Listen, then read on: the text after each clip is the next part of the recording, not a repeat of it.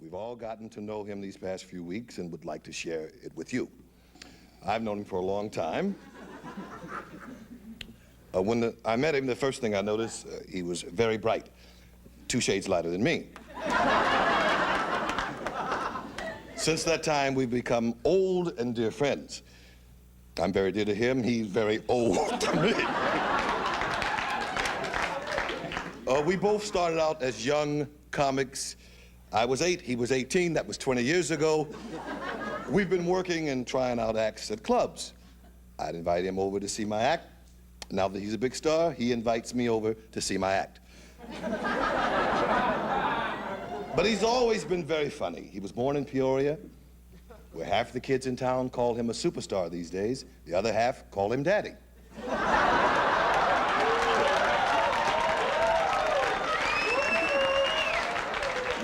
He left Peoria to pursue his career in, from the first day that America recognized him as a stand-up comic, the critics knew he had something unique. Who else would have the nerve to do Bill Cosby's entire routine? Well, the rest is history. The newest part of history is Richard's marriage. He and his lovely wife, Deborah, have invested heavy in iron and steel. She irons, he stills. Well, I could go on, but I value my life. So I'd like to introduce the first member of our team, a gentleman to my far right, Mr. Johnny Witherspoon.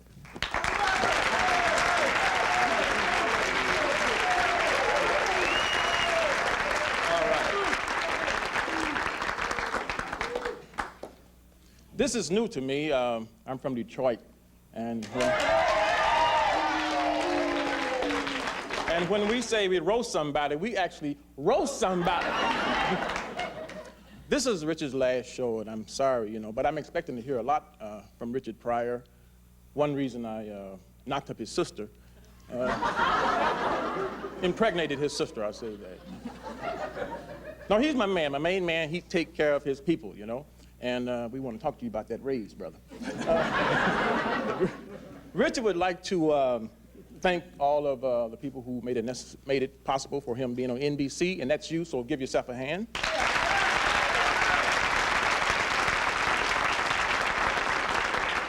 All right, and you know what NBC means?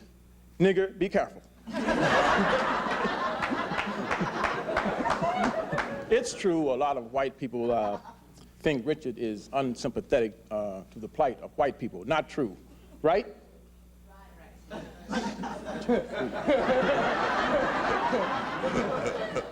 No, I think he's doing a great job contributing to that plight. You still ad-lib great. You use that word coon a lot. Can I call you a coon? But I've enjoyed working with Richard Pryor, and I'm glad he's married now. I know that I can send my kids to school and not be frightened. Be cool, everybody. Thank you, Thank you.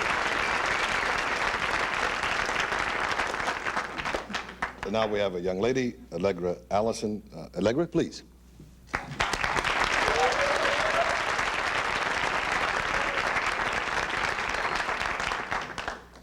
I just want to say how much I appreciate being a part of the Richard Pryor Show. And it's my privilege to read the following telegrams, some of the nicer ones that have been sent to Richard. Here's one from President Carter. Just wanted to tell you that Miss Lillian loves your show. We're putting her in a home in the morning. And here's another one, we just have 2.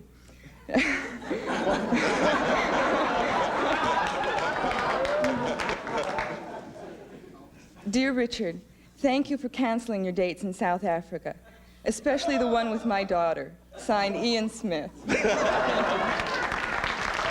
Thank you, Allegra. Thank you. This next gentleman is Tim Reid. Tim, please.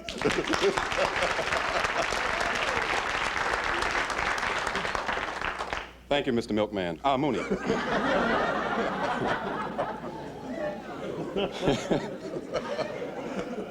As it has been stated, this is the last show.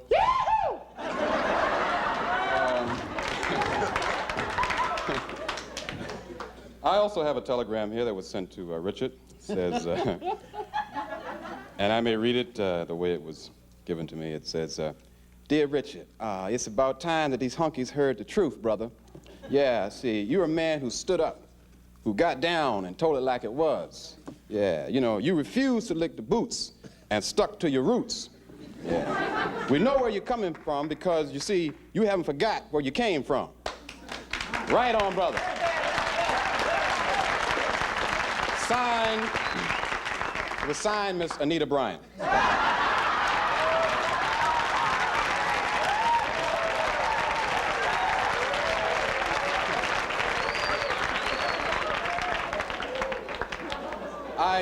I personally don't understand what all the problem is about what Richard, the remarks he made at the Hollywood Bowl. So after all, he's the same guy who used to hang around going, Psst, hey, sailor, want to dance? But besides that, Richard is my main man. I mean, he's really, truly a credit to his parents, Sammy Davis Jr. and Miss Jane Pittman.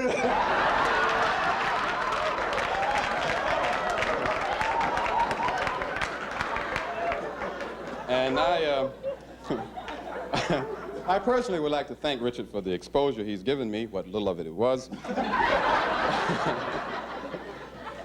And a lot of people have asked me, said, what goes into making a show like this? And I told them, a lot of hard work and a total disregard for quality.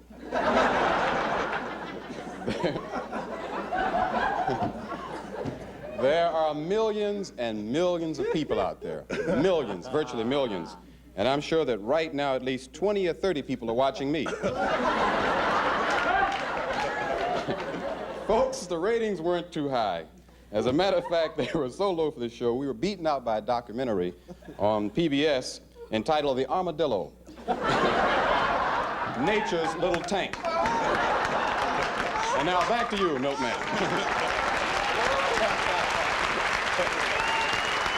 Thank you.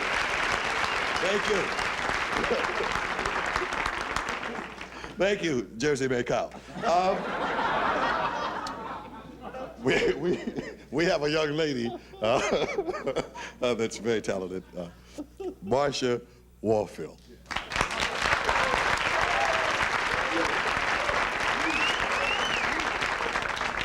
Hello, how are you? That's nice. Everybody's been saying such horrible things about this man, and I want to just set the record straight. Richard Pryor is a real humanitarian. He's raised a lot of money for young students. In fact, he's paid half the girls at the local high school to keep their mouths shut.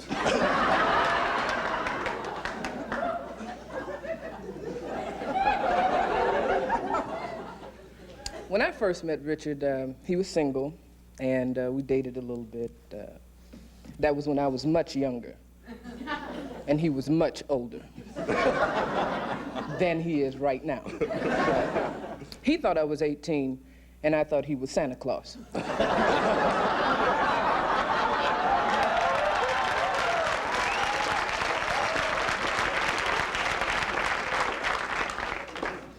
You see, that was because every time I sat on his lap, he gave me something.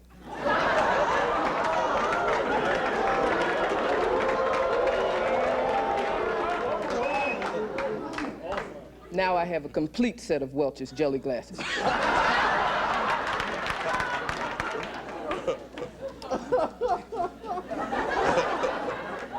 But I was amazed, I really was, that he would date me. I couldn't believe it. At that time, I wasn't his type at all. I wasn't beautiful. I wasn't sexy. I wasn't white.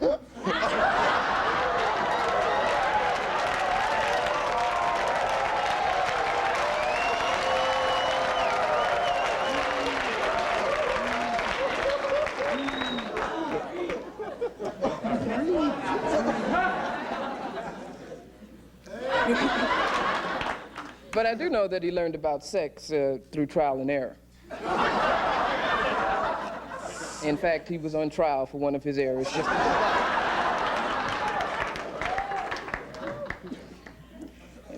And now he's married to a beautiful, wonderful, warm woman. Didn't ask me nothing. I came to work and they told me Richard got married. I said, well, he still owes me $10. In fact, I hear that the honeymoon was a lot like the beginning or the opening of the first show. It was exciting, stimulating, adventurous, and she wouldn't let him take his clothes off either.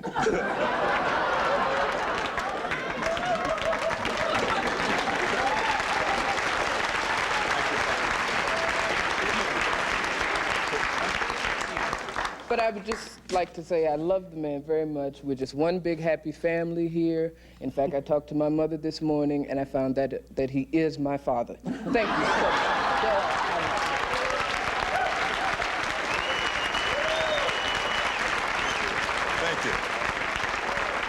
Thank you. Thank you. We'd like to start on the other end now. A gentleman by the name of Robin Williams. Robin, please.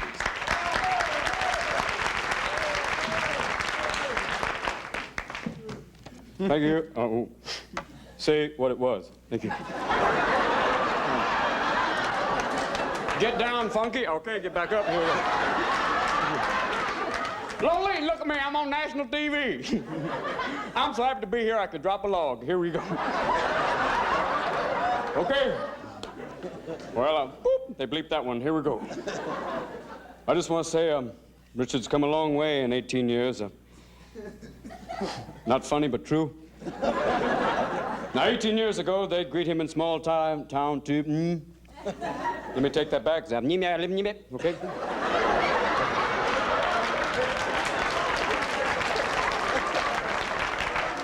18 years ago, they'd greet him in small towns by tying a yellow ribbon around the old oak tree. Then they'd try and hang him with it. All I can say, though, is this man's a genius. Now, who else can take all the forms of comedy, slapstick, satire, mime, and stand-up, and turn it into something that'll offend everyone?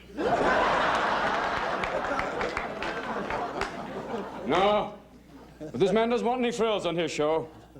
All he wants is a loose director, a tight script, and a warm place to rehearse. Thank you, Robin. Thank you.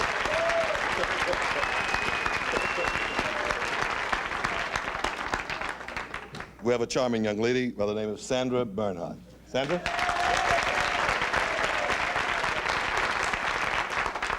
First, I want to thank Richard for allowing me to pass as white. And I have a little announcement to make. Immediately following the World Series, the reunion of Richard's ex-wives will be held in Dodger Stadium.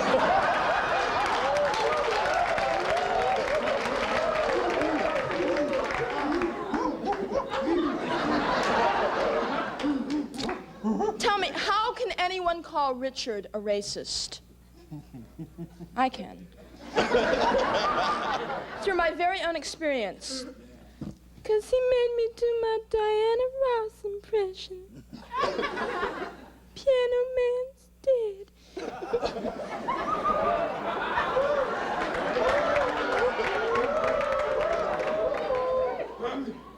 He is an equal opportunity employer, of course.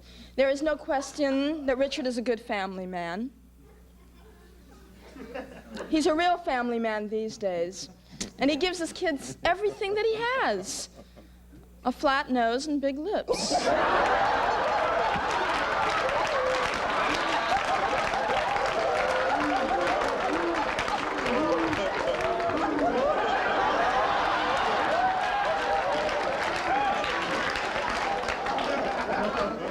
All I can say is Richard Pryor is his own man. Call him wild, controversial, exciting, mad, whatever. He has never sold out. And unlike some of us, you might just simply say, he shuffles to a beat of a different drum.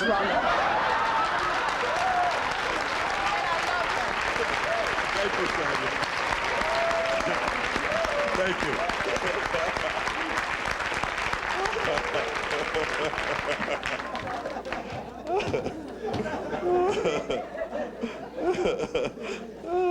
Flat nose and big lip.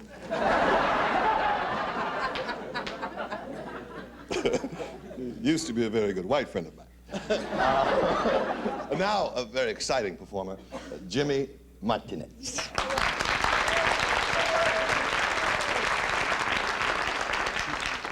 Thank you very much. First of all, I have an announcement to make. The cast party for the Richard Pryor show has been canceled. The cake and ice cream that Richie so graciously personally ordered for us was just busted at the Mexican border.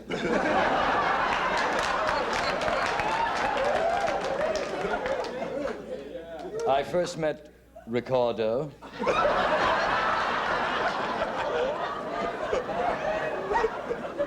Or might I affectionately say, Tabuna?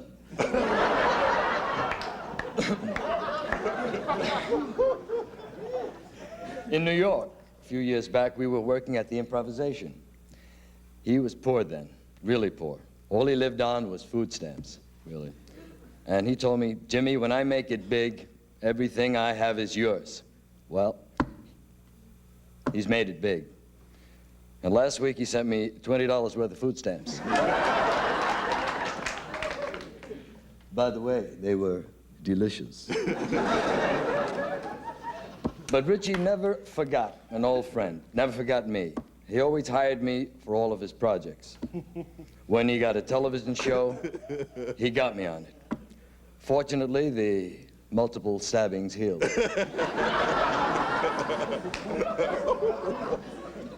When he got a movie, he gave me a part, a co-starring role, mind you. And in all modesty, I thought I stole that big scene when I said, "Park your car, sir."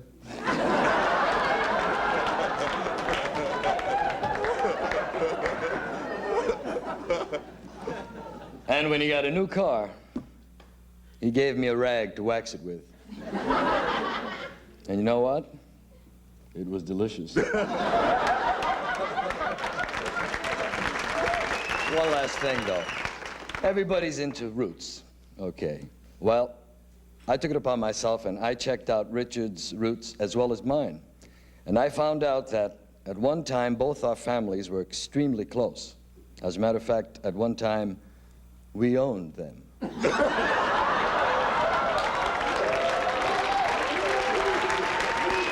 Thank you, Jimmy.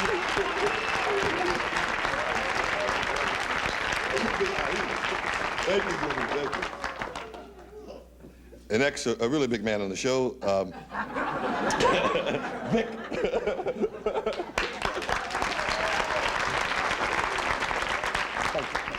Thank you so much, Mom.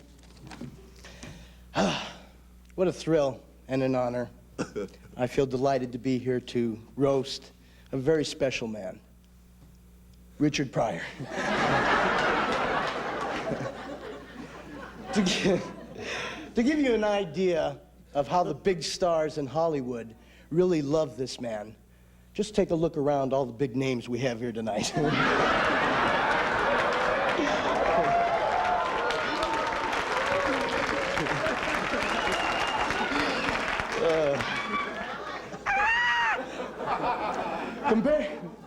Compared to this group, Demon Wilson is still a biggie. Excuse me, that's Demond.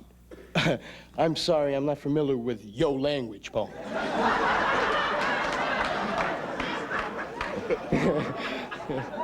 Personally, I'd like to see Richie go into politics. He has something very much in common with the former President Nixon. They both made some dirty recordings. His are selling better. You know, Rich has had, I can call him Richie.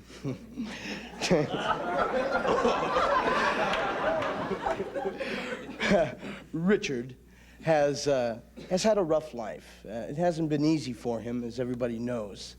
Some people were born with a silver spoon in their mouth. Richard was born with one in his nose.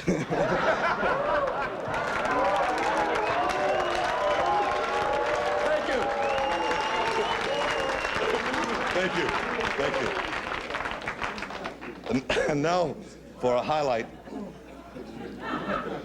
we have a a very talented man. He's also a good writer.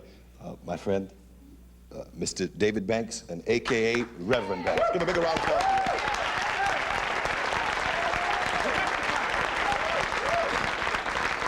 Thank you, Paul. Kind of got sharp tonight, didn't you? That's a bad suit you got on, Jack. Who shined it for you?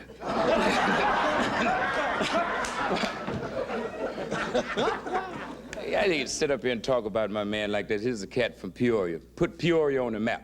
In fact, they're getting down to Peoria now, Richard. I come through Peoria, they really doing it now. I came through there playing post office now. You know the way they do it now? The girls stand on this side, and the boys stand on that side, and they come out in the center of the room. Now, if the girl is too ugly for you to kiss, you reach in your pocket and you give her a quarter. By the way, your sister made $9.07.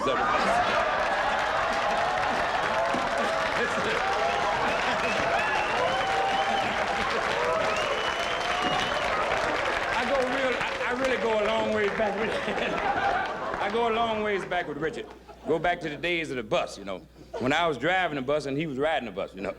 In fact, things was going so bad for Richard at that time, if they were selling Los Angeles for a quarter, all he could say is, ain't that cheap. On the for real side, the best way to properly assess Richard Pryor, so that you really understand the man, is that in order to clearly understand him, you must first omit logic. Once you do that, you can get close to it, right? Then you'll find that there's 80% pure gold, and the other 20%, they can be a little rough now, right? That's what happened at the Hollywood Bowl.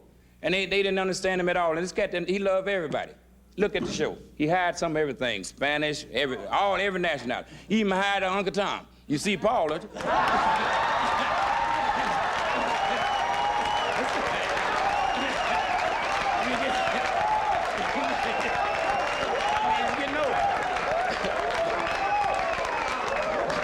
What they didn't really understand about Richard, you know him as a comedian and actor and so forth.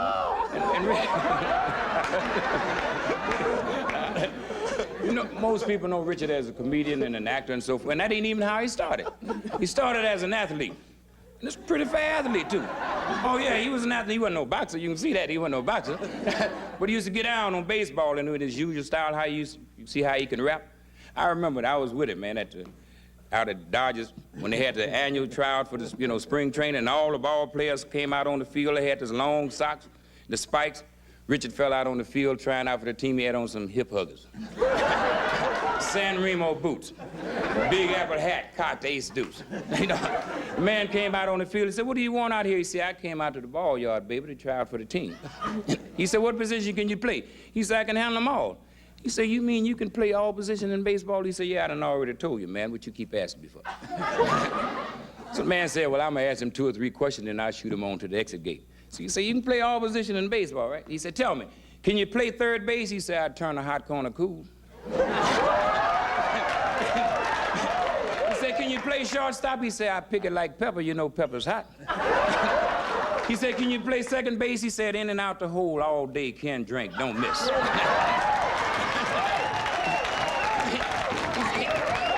He said, "Can you play first base?" He said, "When I'm on the sack, you can't throw bad, man." He said, "Can you play center field?" He said, "I covered like the morning dew, you know that's all over." He said, "Can you catch?" He said, "In the crouch, throw BBs at second base, waist high, don't miss." He said, "Can you run?" He said, "A road runner comes second." He said, "Can you bat?" He said, "Inside my pitch down the middle all day, outside over the fence, Ken Pole." He said, "Can you pitch?" He said, "I ain't been in the stretch yet." He said, "What's your name, man?" He said, "Sweet Chocolate Brown is my name, shined up with Dewdrop Griffin, gon' live." Man said, "You too tough, man." He said, "Tell you what, you get on out in left field." He said, "What?" He said, "You get out in left field." He said, "Which way is that, man?" But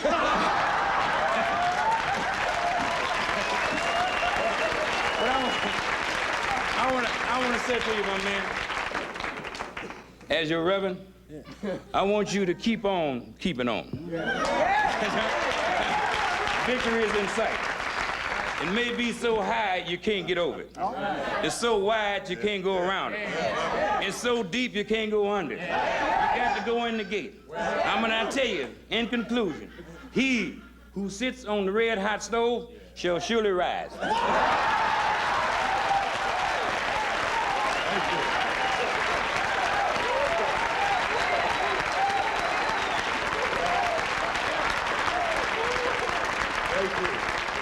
Thank you, Reverend Banks, thank you.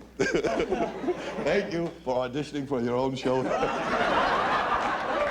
And I remember that little comment you made about the Uncle Tom. I agree with you, but I have to say that he hired 2 Uncle Toms, because you are Uncle Remus. No, I just want to say, in conclusion, that was a beautiful day. That was very nice. I want to say that I want to talk about this man very seriously now, because I've known him for a long time. And Richard Pryor is a lot like a child. I'm saying that from my heart. He's a lot like a kid. And no, he is. And he's innocent in a lot of ways. In a lot of ways, he's not so innocent. But he's a beautiful human being, and I love him dearly. And I'm glad we did this. And I really mean that.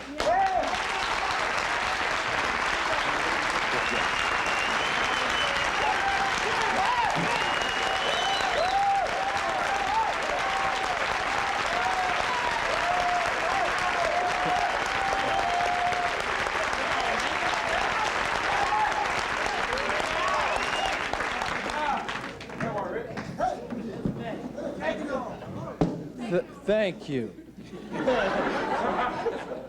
I am thrilled. It's not often that amateur people get a chance to be on television, even 30 or 40 seconds, as they were. And the comments were brilliant. Spoon on the end, a man who nobody gives a shit about.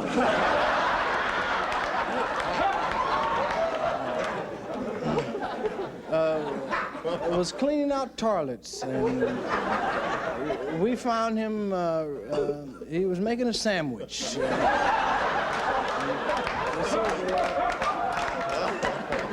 We said, Spoon, please, drop the doo-doo. Please. Please, we don't want to see black people doing this. Please come forth and join in the group of life. And he since then has become a big doorman at a fabulous hotel. If you're ever at the Hotel La Rico, you will see him there. He's there when you park the cars. He's the one with you vomit in his hand. No tip is necessary. Just regurgitate, and he will accept that fine. Next to him is a woman who's passed for white for years. Used to be a whore in Detroit.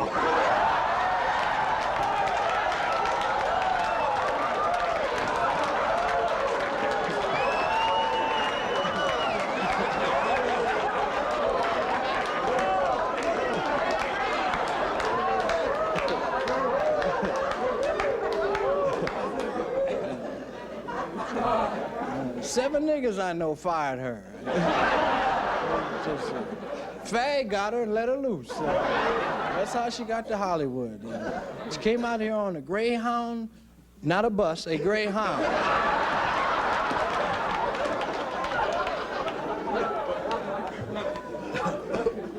Next to her is a wonderful Tim. Tim, that's a great name for a black man nowadays. It's Tim. It's for the hippie racists. It's like Tom, but it's Tim. It's the same thing. He's a really clever man. He plays with himself in movies. We discovered him in a porno film because we wanted to give him a job because he had the shortest thing of any black man in America. And we didn't want white people to know we had little ones. So we hired Timmy Boy.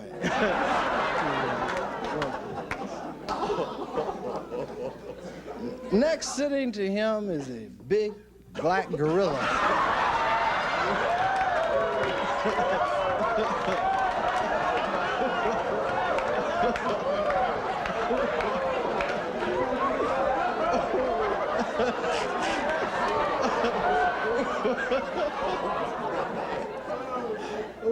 who was at the zoo one day. we fixed her hair, and she's been acting a fool ever since.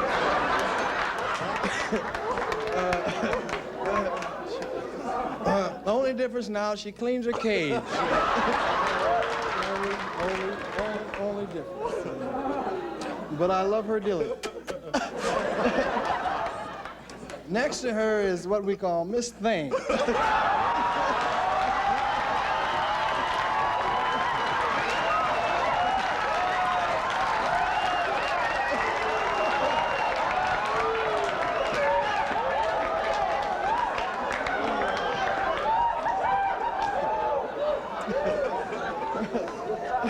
We call him that with love and affection,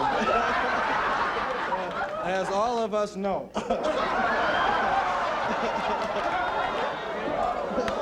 Well, he hasn't let us down yet, has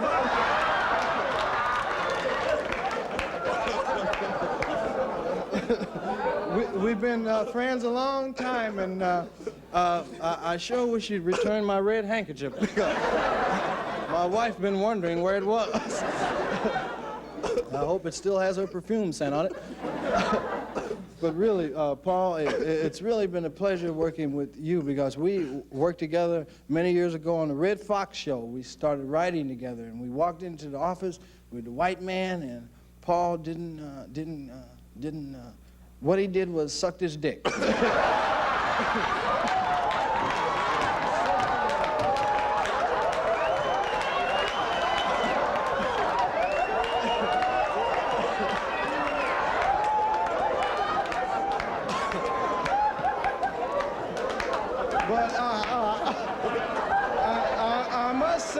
I must say, Paul had a sense of humor. He didn't let him come in his mouth.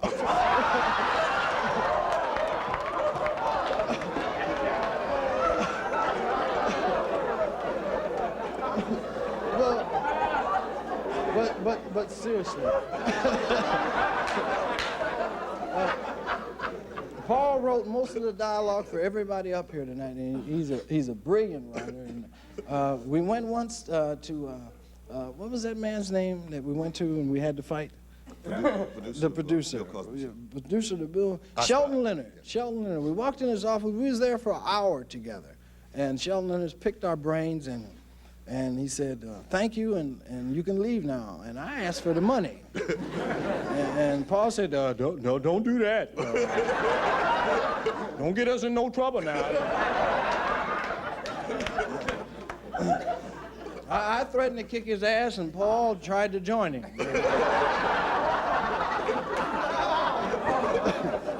but we're dear friends, and this is all in fun.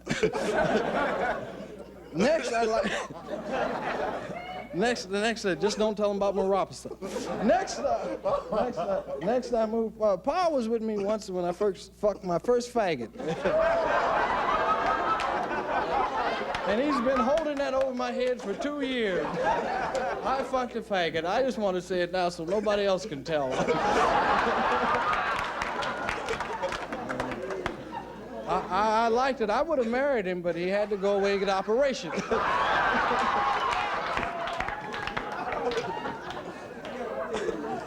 I'd like to move now, Paul, if you don't mind. To move to the other end to a white person who I give less than a shit about, who is a very brilliant man.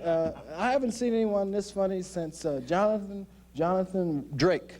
Jonathan Drake, as you know, used to eat baseballs in the afternoon and fart footballs. And it's close. He's close to that. He's really funny. As you notice, he's trying out for Wolfman next week. He has all that hair on his hands, and it's obvious he jacks off funny because it's on the outside of his hands.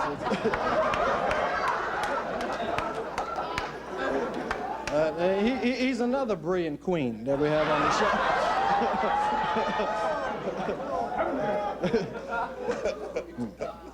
And his closet is the Hollywood Bowl.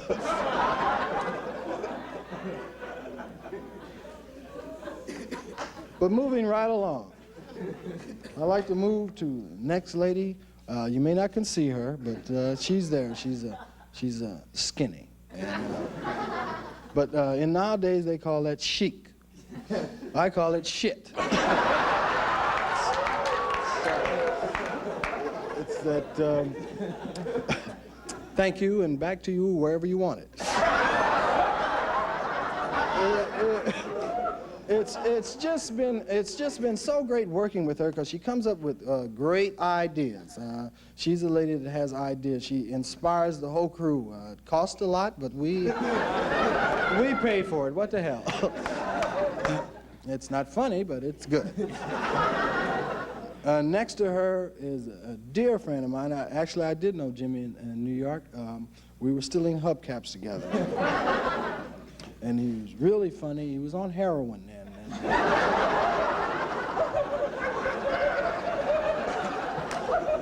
I wouldn't say that he was on heroin, but if you piss on him, he would get high.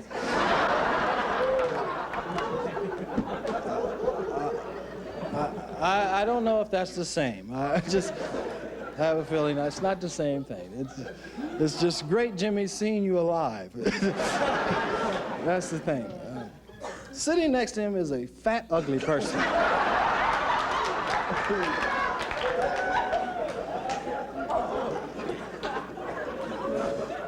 Who, without a doubt, is probably one of the ugliest white men I've ever seen in my life. I don't know if it was a contest between him and the skinny woman, I wouldn't know who to vote for. I would just have to flip a coin. And take your bets and you take your chances. But he has a wonderful sense of humor. If he only had his own teeth, so he could smile. He has a wedding band on, but Mrs. Hippo isn't here tonight.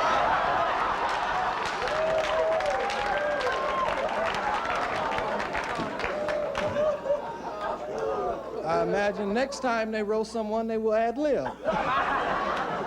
It's much more fun. Next and last and also least is a man that's taken me to more whorehouses than anyone.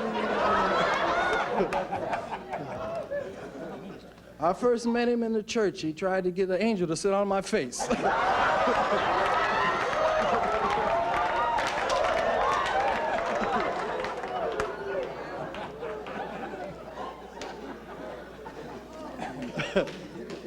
He's a dear friend of mine. He has a Rolls Royce. You can see it outside. It's many colors. Looks like a rainbow. Blue, orange, green, and yellow, and purple. And it's very good, and it costs him an awful lot of money. His wife has to work hard to pay for them. He used to be an athlete. I believe he was, you were in the gym, weren't you? Used to do push-ups over Wilt Chamberlain.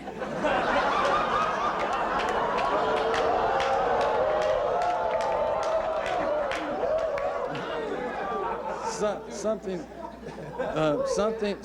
no, he's not gay, although he rides side saddle. But we've been friends a long time. I have no reason to tell you why, but that's the way it is when you're black. You must have a nigger to be your friend. so he's the biggest nigger I know, and I chose him to be my friend.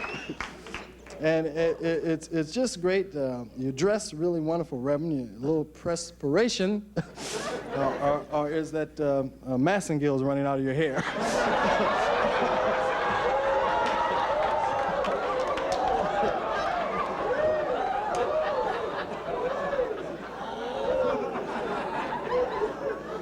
But all in all, when the deal goes down, that I really. I have a special place in my heart for everyone here. I really love them, and because they are brilliant people, and they've made the show possible. We worked 4 weeks together, and it's been hell in terms of whatever happened. I'd like to say something special to the man who makes the sets, to Roy. I can't remember Roy's name. Roy Christopher, and also Superlight. What's the motherfucker's name? What's his name? Lights. Yeah. the lighting man, and I just don't happen to remember his name offhand. Huh? Ron Stecky. Lon Stecky. I don't give a fuck. He does his job, he gets paid. But this is the first show, as he came to me one day and said, it's the first nigger I've ever worked for. I won't forget that line. But I also like to thank the cameraman who have done such a wonderful job and getting rid of the black cameraman. We started out with 5 black cameramen, now we have 1. It shows our progress is working. I also like to thank the people in the booth, our director,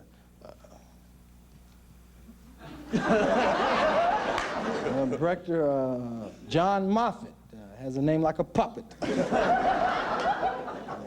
He's a wonderful neurotic person who's going to die soon. And we keep him on because he has terminal guilt.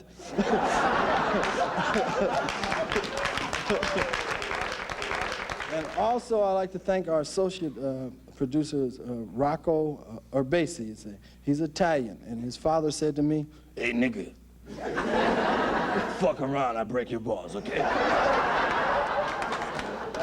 And that's why Rocco's been on the show so long, and I love him dearly.